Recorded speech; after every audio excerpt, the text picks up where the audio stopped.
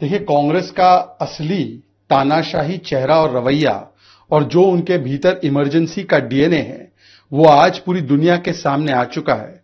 जब राजनाथ जी ने बताया कि किस प्रकार से इमरजेंसी के कालखंड में उन्हें जेल में रखा गया और इतनी भी परोल नहीं दी गई ताकि वो अपनी पूज्य माताजी के अंतिम संस्कार में, अंतिम क्रियाक्रम में हिस्सा ले सके, तो आज जो लोग लोकतंत्र और संविधान का लेक्चर देते हैं, वो कई अपने किए गए महापापों को जरा खंगाल कर देखें कि कैसे इमरजेंसी लगाकर विपक्ष को पूरी तरह से जेल में कैद करके, मीडिया जुडिशरी को कुचलकर, जिन लोगों ने लोकतंत्र की आवाज को दबाई, जिन्होंने संविधान का असलियत में चीरहरण किया, आज वो जब लोकतंत्र बचाओ की बात करते हैं तो ये 100 चूहे खाकर बिल्ली हज को चली वाला मामला है।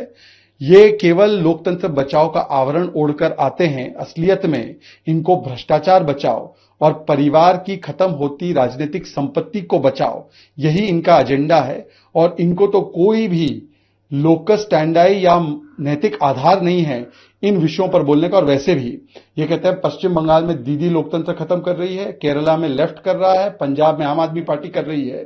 तो मुझे लगता है कि कितनी ईमानदारी है इनके इन दावों में, ये आज सामने प्रकट हो रहा है। जी, रहेगी उसके बाद हमारे पास जो है शिकायतें लेके मत आना अपनी।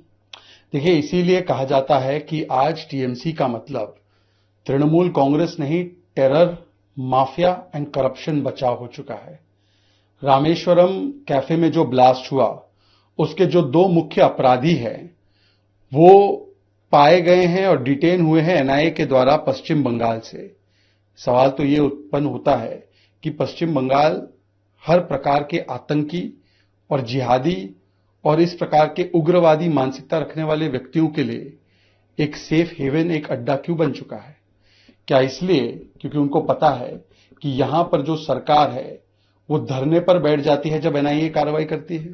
क्या इसलिए जब एनआईए की टीम ब्लास्ट की इन्वेस्टिगेशन करने जाती है तो उन पर संदेश खाली 2.0 जैसा हमला हो जाता है? क्या इसलिए क्योंकि उनको पता है कि वोट बैंक के नाम पर कभी बलात्कारी बचाओ, कभी ब्लास्ट करने वाले बचाओ, कभी शाहजहां बचाओ का तृणमूल कांग्रेस के राज्य में चलने वाले पश्चिम बंगाल में एक लंबा सिलसिला हमने देखा है? और इसीलिए आज ये सवाल उत्पन्न होता है कि ये रिश्ता क्या कहलाता है। रामेश्वरम ब्लास्ट में जो लोग शामिल थे उनको बचाने के लिए, सुरक्षा कवच देने के लिए कांग्रेस ने पहले प्रयास किया, कहा कि ये राइवलरी में हुआ है। इससे पहले भी जो ब्लास्ट हुए उनको भी डीके शिवकुमार जैसे नेताओं ने डाउन प्ले किया। आज ये अपराधी जो है वो पश्चिम बंगाल में पकड़े गए हैं। कभी इनके गठबंधन के साथी पीएफआई की पैरवी करते हैं, कभी एसडीपीआई का समर्थन लेते हैं, कभी याकूब अफजल की भी पैरवी करते हैं। तो ये पूरा का पूरा इंडी अलायंस जवाब दे कि आतंक और उग्रवादियों के साथ आपका हाथ हमेशा नजर क्यों आता है।